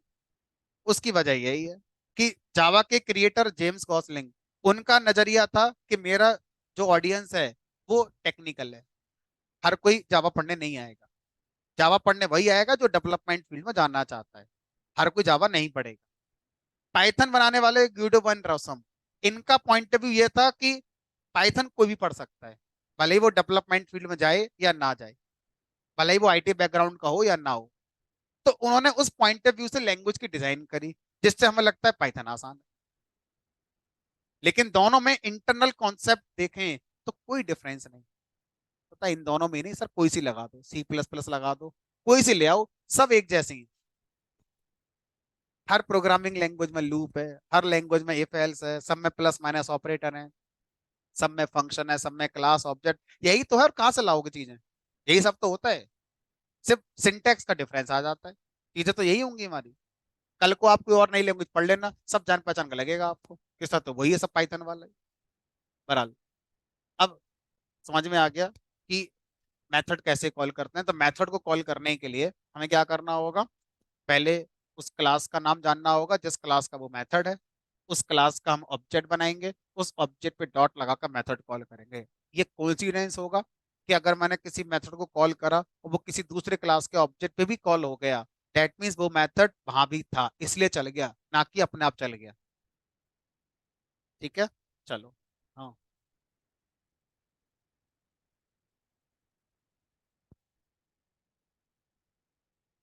सर, ये क्वेश्चन का गलत टाइम है आपका। आप जो क्वेश्चन पूछ रहे हैं उसमें भी गलती है, और जिस टाइम पूछ रहे हैं वो टाइम भी गलत है। आप पुरानी क्लास की रिकॉर्डिंग देखें, आपको आपके क्वेश्चन का आंसर मिल जाएगा। चलो आगे बढ़ते हैं। अब अगर आपसे कहा जाए कि क्लास बनानी आ गई, क्लास के अंदर मेथड बनाने हमें आ गए, एक चीज अभी हमारी और समझ में नहीं आई, मैं कहा चलो वो भी डिस्कस कर लेते हैं। तो हमने यहाँ पर मान लीजिए सेल्फ लिख दिया, और यहाँ लिख दिया प्रिंट दिस इज शो। अब मुझे क्या करना है, शो मेथड को 3 बार कॉल करना है। ठीक है, तो मेरे पास दो ऑप्शन है। पहला ऑप्शन, मैं टेस्ट क्लास का एक ऑब्जेक्ट बनाऊंगा, उस पर शो मेथड कॉल कर दूंगा। ठीक है, चल जाएगा। फिर एक दूसरा ऑब्जेक्ट बनाता हूँ, उस पर भी एक बार कॉल कर दिया मैंने, ये भी कर लो। फिर एक ऑब्जेक्ट और बनाया, T3 टेस्ट क्लास का ही, और यहाँ मैंने कर दिया T3 डॉट शो। हमने कहा एकदम सही, 3 बार चल गया शो मेथड। अब किसी ने कहा कि सर इस काम को मैं ऐसे भी कर सकता हूँ कि मैं एक ही ऑब्जेक्ट बनाऊंगा, उसी ऑब्जेक्ट पे 3 बार कॉल कर दूंगा, वो नहीं चलेगा क्या? जरूरी है कि एक मेथड को मैंने एक बार जिस ऑब्जेक्ट पे कॉल कर दिया, अब उस मेथड को उसी ऑब्जेक्ट पे कॉल नहीं कर सकते, दोबारा कॉल करने के लिए नया ऑब्जेक्ट बनाना ही पड़ेगा। हमने कहा नहीं, कोई जरूरी नहीं है, एक ही ऑब्जेक्ट पर मेथड को कितनी बार भी कॉल किया जा सकता है, आउटपुट बिल्कुल फर्स्ट क्लास आएगा। क्वेश्चन बन गया, कैसे करें डिसाइड। अगर मुझसे कोई ये कह दे मुझे इस क्लास के मेथड को 5 बार कॉल करना है, तो ये तो बहुत सारे ऑप्शन आ गए। 5 अलग अलग ऑब्जेक्ट बना के कॉल कर दो, दो बना लो, एक पर 2 बार कॉल कर दो, एक पर 3 बार कॉल कर दो। एक ही बना लो, उसी पर 5 बार कॉल कर दो। सही कौन सा है? सही तो सर दोनों ही है, वन एरर नहीं आ जाती। अब यहाँ पर सिंटैक्स नहीं, अब यहाँ पर कॉन्सेप्ट काम करेगा आपका। कॉन्सेप्ट क्या है ये बताओ। सिंटैक्टिकली दोनों बातें सही हैं। अब इस बात को समझाने के लिए थोड़ा सा मुझे रियल कोड को इम्प्लीमेंट करना होगा, या थोड़ा सा कोई रियल एग्जाम्पल लेना होगा rather than test class. Account ले लो, मैंने कहा अकाउंट ले लो, अकाउंट क्लास, उसके अंदर डिपॉजिट मेथड ले लो। इससे मैं आपको समझा पाऊंगा कि कैसे डिसाइड करें कि कितने हमें बनाने चाहिए। तो अभी हम लॉजिकली फिर भी कुछ नहीं कर रहे हैं, लेकिन उतना कर ले रहे हैं कि जिससे समझ में आ जाएगा कि करना है क्या है। ठीक। इसी आंसर में एक क्वेश्चन और लगा देते हैं, क्योंकि आंसर भी आ जाएगा। कैसे डिसाइड करते हैं कि एक क्लास के कितने ऑब्जेक्ट बनाने चाहिए? कहने को तो आप कितने बना सकते हैं, लेकिन फिर भी कोई वजह तो होगी कि मैंने 3 ही क्यों बनाए, 30 क्यों नहीं बनाए, या 50 क्यों बनाऊं, मैं एक ही क्यों ना बना लूं। कोई पैरामीटर तो होगा डिसाइड करने का कि एक क्लास के कितने ऑब्जेक्ट बनाने चाहिए। हमने कहा पैरामीटर होता है, तो उसका आंसर भी इसी में मिल जाएगा। तो दोनों क्वेश्चन का आंसर इसी में आ जाएगा कि कैसे डिसाइड करें एक क्लास के कितने ऑब्जेक्ट बनाने चाहिए, और फिर अगर किसी मेथड को मुझे कई बार कॉल करना है तो किस तरह से ऑब्जेक्ट बनाकर उनको कॉल करना चाहिए। रियल लाइफ एग्जांपल में ये अकाउंट क्लास किसी बैंक के अकाउंट को ऑटोमेट करने के लिए बनाई गई है। ठीक है, अब क्या हुआ, रियल टाइम में बैंक के अंदर एक कस्टमर आया और ये कह रहा है कि मेरा खाता खोल दो। अब कंप्यूटर पे बैठ के हमने फॉर्म भर दिया इसका, और बटन पे क्लिक कर दिया ओपन अकाउंट। जैसे ही ओपन अकाउंट बटन पे क्लिक हुआ, बिहाइंड द सीन आपको क्या करना है, अकाउंट क्लास का एक ऑब्जेक्ट क्रिएट कर देना है। तो अकाउंट क्लास का एक ऑब्जेक्ट एक कस्टमर के अकाउंट को ऑटोमेट करेगा। अगर बैंक में एक दूसरा कस्टमर आता है, तो सर उसका तो अपना अलग अकाउंट होगा, यही अकाउंट थोड़ी यूज करवाएंगे उसका। तो इसका मतलब जब उसका फॉर्म भर के बटन पे क्लिक होगा ओपन अकाउंट, तो बिहाइंड द सीन उस बटन के पीछे आपका कोड चलना चाहिए इस क्लास का एक ऑब्जेक्ट और बनने का। ठीक है, तो हमने एक और ऑब्जेक्ट बना दिया। अगर एक बैंक में आज की डेट में 10,000 कस्टमर के अकाउंट बन चुके हैं, तो प्रोग्रामेटिकली इस अकाउंट क्लास के 10,000 ऑब्जेक्ट आपको बनाने हैं। एक ऑब्जेक्ट एक अकाउंट को रिप्रेजेंट करेगा, दूसरा ऑब्जेक्ट दूसरे को ऑटोमेट करेगा, एंड सो ऑन। ठीक है। अब सर 10,000 लाइन लिखोगे ऐसे, अरे लूप लगा लो, लिस्ट लगा लो, कोई भी टॉपिक जो अब तक पढ़ा है वो यूज कर लो। मैं ये नहीं कह रहा कि 10,000 लाइन लिखनी पड़ेंगी, एक लाइन के लिए एक ऑब्जेक्ट, दूसरे के दूसरा ऑब्जेक्ट। जो जो चीजें आज तक पढ़ाई गई हैं, उन सबका इस्तेमाल करके सोचो कि 10,000 अकाउंट ऑब्जेक्ट अगर मुझे बनाने पड़े तो सबसे कम कोड लिखकर कैसे बनाए जा सकते। उसमें ऑब्जेक्ट ओरिएंटेड प्रोग्रामिंग का कोई कंट्रीब्यूशन जो अब तक पढ़ाया गया है, सोचो क्या था वो। बहरहाल, अब कहानी में क्या हुआ, इसका ऑब्जेक्ट A1 है, और दूसरा वाला जो कस्टमर आया, इसका हमने ऑब्जेक्ट माना हुआ है A2। अब पहला वाला कस्टमर आया और अपने खाते में 100 रुपये जमा करना चाहता है। जब उसने कार्ड इंसर्ट कराया एटीएम के अंदर, या उसने अपना फॉर्म भर के दिया, जो एम्प्लॉय बैठा है बैंक में, उसने उसके अकाउंट नंबर पे क्लिक करा, तो बिहाइंड द सीन क्या होगा, पहले वाले कस्टमर का जो अकाउंट ऑब्जेक्ट बना हुआ था वो हमारा वापस आएगा। और उस ऑब्जेक्ट पर अब हम क्या करेंगे, डिपॉजिट मेथड को कॉल करेंगे। तो अब कोड में क्या लिखेंगे, A1 डॉट डिपॉजिट। तो A1 पे क्यों कॉल करा, क्योंकि आपने कहा कि भाई पहला वाला कस्टमर आया वो अपने खाते में जमा कर रहा है। तो बिहाइंड द सीन हम A1 ऑब्जेक्ट को लेकर आएंगे और उस पर डिपॉजिट मेथड कॉल कर देंगे। कितना डिपॉजिट करना वो यहाँ से अपना देख लेंगे।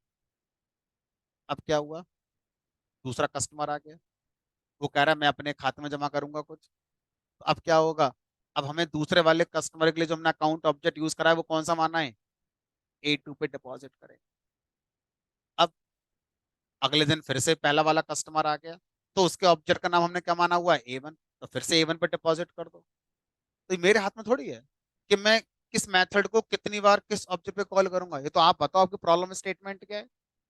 ऑटोमेशन, रियल वर्ल्ड एप्लीकेशन का ऑटोमेशन, रियल वर्ल्ड कॉन्सेप्ट को ऑब्जेक्ट से दिखाएंगे, फिर उस पर जो काम हो रहा है प्रोग्राम में उस ऑब्जेक्ट पर उतनी बार मेथड कॉल करते रहेंगे। इस तरह से आपका 3 बार कॉल हो गया, पहले भी हो रहा था अभी भी हो रहा है। लेकिन ये कोड ये कह रहा है कि इन 3 बार में 2 बार जो डिपॉजिट हुआ है वो A1 के खाते में हुआ है, और एक बार डिपॉजिट कराया आपने A2 के खाते में। अब आपसे कोई कहते सर तीसरा कस्टमर आ गया, उसका खाता खोल दो, तीसरा आ गया तो ले लो। सर उसके में जमा करना है, उसके में जमा कर दो।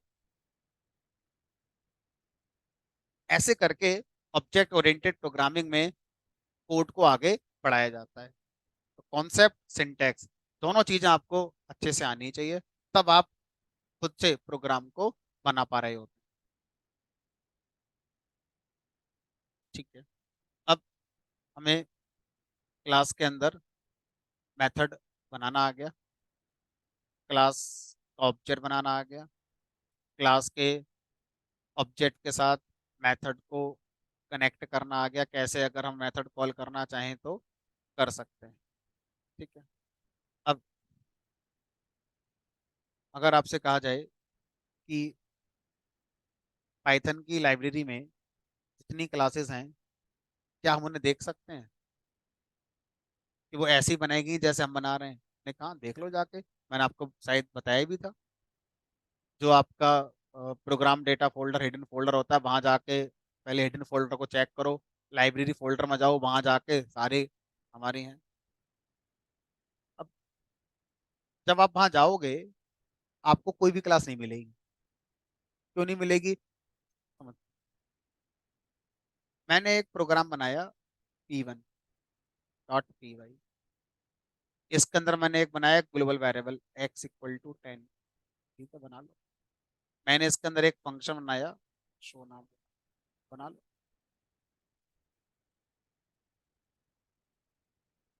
अब क्या इसी प्रोग्राम में क्लास बना सकता, हमने कहा बिल्कुल बनाओ, क्लास बना लो। क्लास का नाम मान लो मैंने टेस्ट कर दिया। इसके अंदर मैंने एक मेथड बनाया, मान लो M1 नाम से मेथड बना लिया। तो लिखना था, लिख। अब ये प्रोग्राम मैंने आज बना लिया, लेकिन अब मैं इसका यूज नहीं कर रहा हूँ। किसी और दिन एक दूसरा प्रोग्राम बनाया मैंने, p2.py। अब मुझे यहाँ पर क्या करना है, टेस्ट क्लास का ऑब्जेक्ट बनाना है। कैसे बनाए? अगर मुझे यहाँ पे शो फंक्शन कॉल करना है या एक्स वेरिएबल यूज करना है, तो पहले p2 में क्या करना पड़ेगा, इंपोर्ट p1। अब अगर आप एक्स यूज करेंगे तो लिखेंगे p1.x। अगर आप शो फंक्शन कॉल करेंगे तो लिखेंगे p1.show। उसी तरह से अगर आपको टेस्ट क्लास का ऑब्जेक्ट बनाना है, तो इक्वल टू टेस्ट थोड़ी लिखेंगे, क्या लिखेंगे, p1.test। जहाँ क्लास का नाम आ रहा था, वहां पर उसके पहले डॉट लगा के क्या लगाएंगे, उसके मॉड्यूल का। यानी कि जितनी भी लाइब्रेरी में क्लासेस हैं, वो डायरेक्ट इसलिए नहीं है क्योंकि वो किसी मॉड्यूल के अंदर बनाई गई हैं। तो आपको मॉड्यूल मिलेंगे, हो सकता है मैथ मॉड्यूल में बहुत सारी क्लास हो सकता है रैंडम मॉड्यूल में बहुत सारी क्लास हो। ठीक है, तो अब मुझे क्या करना है, मुझे पाइथन की लाइब्रेरी की किसी भी क्लास को अगर अपने प्रोग्राम में यूज करना है, तो पहले मुझे उस क्लास को किस मॉड्यूल में बनाया गया है वो भी पता करना पड़ेगा। उस मॉड्यूल को इंपोर्ट करेंगे, तब जाके हम उस क्लास का ऑब्जेक्ट बना पाएंगे जो लाइब्रेरी के अंदर आती है। ठीक है, लेकिन सर एक चीज बताओ, ये बात यहाँ तो फेल हो गई आपकी। लिस्ट क्लास का आप ऑब्जेक्ट बना रहे, हमने कहा बना रहे हैं, बन जाएगा? क्यों नहीं बनेगा? क्योंकि अभी आपने कहानी सुनाई कि पाइथन की लाइब्रेरी में जितनी भी क्लासेस होती हैं वो किसी न किसी मॉड्यूल में होती हैं। तो पहले हमें उस मॉड्यूल को इंपोर्ट करना पड़ेगा, तब जाके हम लाइब्रेरी क्लास का ऑब्जेक्ट बना सकते हैं। हमें तो यही नहीं पता लिस्ट क्लास किस मॉड्यूल में। बट चल फिर भी गई सर ये। इसका आंसर आप जानते हैं। अब मैं देखता हूँ कौन इसको बता सकता है। इसका आंसर आप जानते हैं, बताओ कैसे।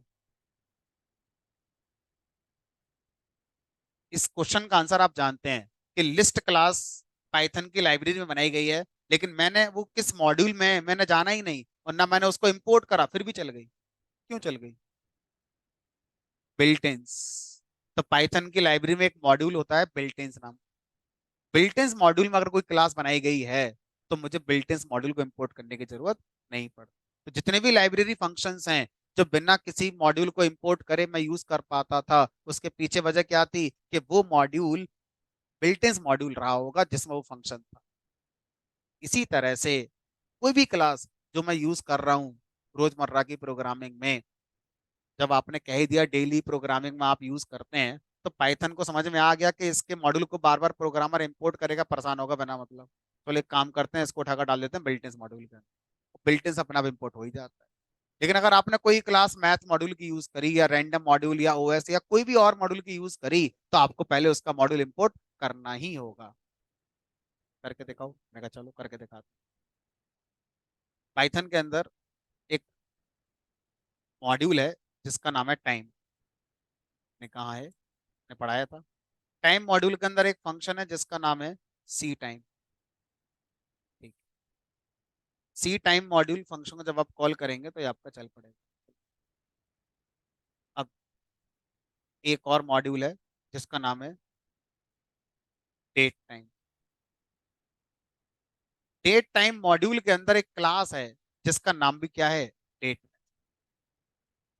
तो अगर मुझे डेट टाइम क्लास को यूज करना है, तो बिना डेट टाइम मॉड्यूल इंपोर्ट करे मैं नहीं कर सकता। जस्ट अ कोइंसिडेंस कि मॉड्यूल का नाम वही है जो क्लास का नाम। तो डेट टाइम मॉड्यूल में डेट टाइम नाम की क्लास आती है, और इस क्लास का जब आप ऑब्जेक्ट बनाएंगे या जब इसका यूज करेंगे तो तभी कर पाएंगे जब आप डेट टाइम मॉड्यूल को पहले क्या कर चुके हैं, इंपोर्ट कर चुके हैं। अदरवाइज क्या आएगी हमारी, एरर आ जाए। ठीक है, तो यहाँ पर आपको कुछ पास करना होगा।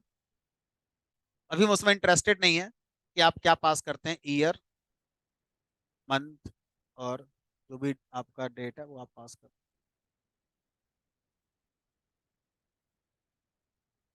ठीक है, तो ये आपका डेट टाइम ऑब्जेक्ट बनकर आ जाता है। तो हम इसकी फंक्शनलिटी में इंटरेस्टेड नहीं है, हम बस ये सीखने में इंटरेस्टेड हैं कि ये एक क्लास होती है।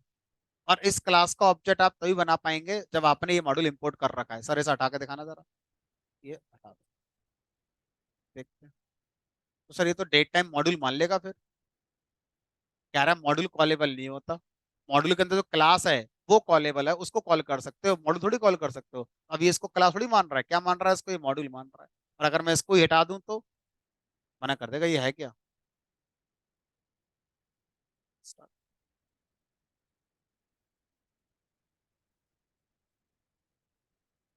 मेरा डेट टाइम तो डिफाइन ही नहीं है, जबकि मुझे पता है ये क्लास है, लेकिन ये बिल्ट इन मॉड्यूल में नहीं है। ये डेट टाइम मॉड्यूल के अंदर की क्लास है, तो मुझे डेट टाइम मॉड्यूल को इंपोर्ट करना ही पड़ेगा। अब सोचो, अगर मैं आपसे कहूँ मुझे पाइथन की लाइब्रेरी को कोई मेथड कॉल करना है, क्या क्या चीज पता होनी चाहिए। मेथड का नाम, मेथड किस क्लास से बिलोंग करता है उस क्लास का नाम, वो क्लास किस मॉड्यूल से बिलोंग करते हैं उस मॉड्यूल का नाम। अब शुरू करो उस मॉड्यूल को इंपोर्ट करना, फिर उस मॉड्यूल के इंपोर्ट के बाद क्लास का ऑब्जेक्ट बनाओ, फिर ऑब्जेक्ट पे डॉट लगाकर उसका मेथड कॉल करो, तब जाके लाइब्रेरी के मेथड कॉल कर सकते हो। अपनी क्लास के ऑब्जेक्ट बना के मेथड कॉल करना तो बड़ा आसान हो गया, लाइब्रेरी की करेंगे आगे जाके तो। चलो फिलहाल आज इतना रखते हैं, कल मिलेंगे, कल इसी से कहानी आगे बढ़ाएंगे, इसको अच्छे से पढ़ के आना।